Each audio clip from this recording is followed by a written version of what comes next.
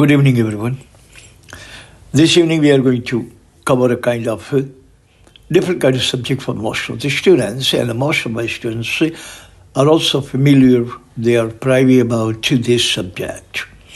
Title of the subject is Caveat Emptor by the book named Russel. Caveat emptor means let buyers beware. It is a kind of caution, kind of warning to the buyers that you have to be very, very careful. Otherwise, the businessman is going to definitely cheat you by charging you supernormal, very high profit. And if you don't want to be that victim, or you don't want to actually play in the hands of businessman, then remember caveat emptor.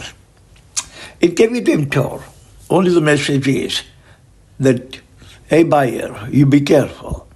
Businessman is going to practice, adopt, and adapt to so many different kind of tactics, so many different kind of strategies by which he is going to legally squeeze out lots of profit out of you. Supernormal profit, supernormal profit.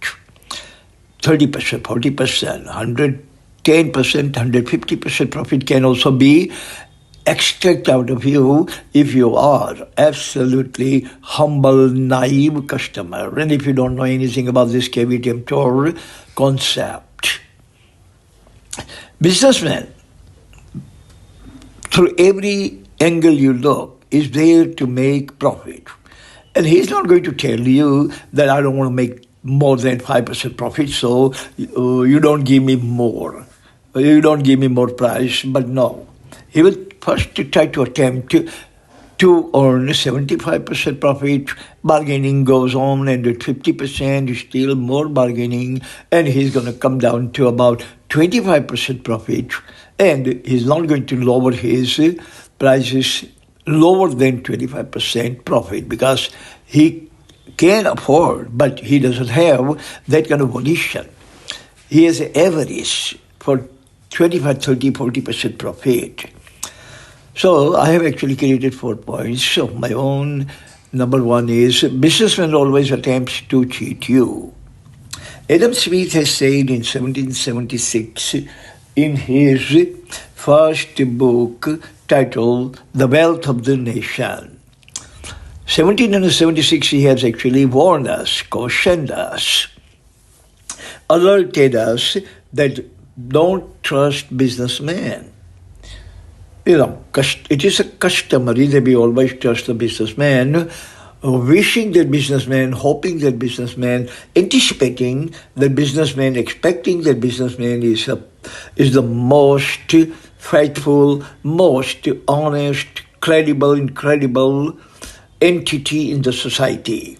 But Adam Smith, the father of classical economy, the modern economy, is saying something totally different. We would say that if you don't trust businessmen, who do you trust? Whereas Adam Smith is saying, trust everyone else, but don't trust businessmen, because he will always attempt to cheat you.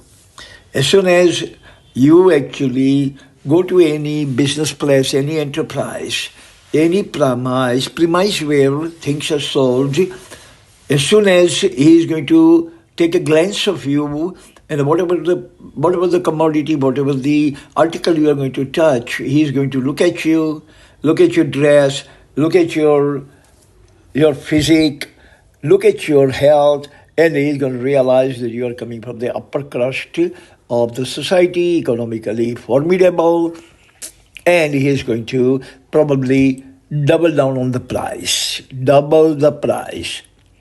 And most of the people who are rich, they don't like to bargain.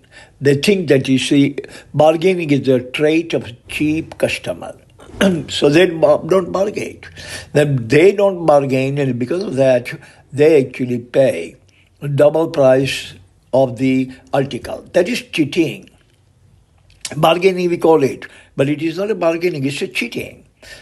You ask the businessman the price of a dress. He will say 1,000 rupees. You just leave it He's going to say, okay, give me 950. So he tried to cheat you by 50 rupees. You are not going to be buying yet because you know the price he has actually quoted you is an extremely high price, exorbitant price. It cannot be 950 rupees for the dress. He's going to lower 50 rupees more. That means he was trying to cheat you 100 rupees. And he can sell it the same dress for 800 rupees. So now he was trying to cheat you by 200 rupees. And the real price, only God knows.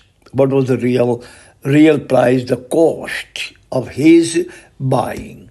So that is cheating. That is not bargaining. We call it bargaining because of the lack of better word, but that is actually cheating. Number two, higher profitability happens to be the aim of every businessman.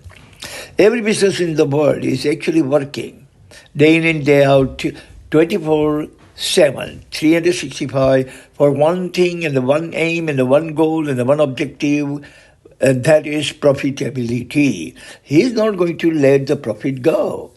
If the customer is willing to give him 50% profit, why he should go for 10%? So profitability is aim, his motto, his core of the objective, core of his all endeavors.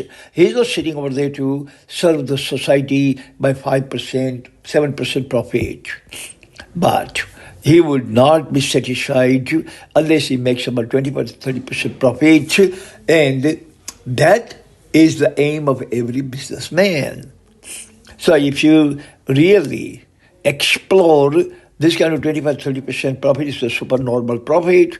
And the supernormal profit in the economic jargon is unethical. It's not ethical. It's cheating, swindling. It's taking the customer for a ride. Point number three, businesses would play all kinds of market shenanigans for higher profitability, for higher returns, for a higher outcome, to cheat the customer with higher profit. He's going to play all kinds of shenanigans, market shenanigans in the market. He's going to play shenanigans with quality, utility, durability, priceability, even metrology, all kinds of ingredients, all kinds of qualities, all kinds of things, brand. He's going to lie about every single thing by hook or by crook. Businessman is going to explore and exploit the market by shenanigans. And the customer, wherever you go, there is not a single business district in your city where the market shenanigans are not being played by businessmen. So wherever you go, you are the prey, you are the victim of their supernormal, profitable desire or avarice or greed. Business today is not actually applied for businessmen's needs, but for businessmen's greed. Point number four is customer must not fall prey to the brinkmanship of a businessman. Now it is all up to you. Don't fall prey to the brinkmanship of a businessman. He's going to try to cheat you, but why don't you shield yourself, cover yourself, protect yourself, brace yourself from businessman's brinkmanship. Don't let this kind of rogue and robbery, conniving cheater or cheating businessman to succeed in ripping you off, in cheating you, swindling you, playing shenanigans with you. Don't let them do it. You get the knowledge, get the ideas, get the information, get the feedback. Try to know every single thing that you want to buy in the market. Whatever the things available in the market and whatever you are going to buy, you buy around first. Try to find out from all the sources, like Google or other sources. Try to find out how much it really cost. And accordingly, you should actually go to the market to buy the things. And if you're smarter, then you are going to buy the product from that businessman at lower than the price was quoted to you from Google. If you're dumb, then Google says 500, you are going to pay 550. Otherwise, you are going to pay 450 and save 50 rupees. And you are definitely going to cheat the businessman by 50 rupees. So it's a two-way street. Either you become the victim of the businessman's brinkmanship, or you try to make the businessman pay by your brinkmanship. Either you are going to be a victim and the businessman is going to swindle you, or you try to be smart and swindle businessman.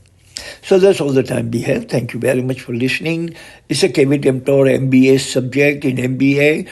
MBA students, BBA students are going to learn Emptor, and the Emptor means let buyers beware.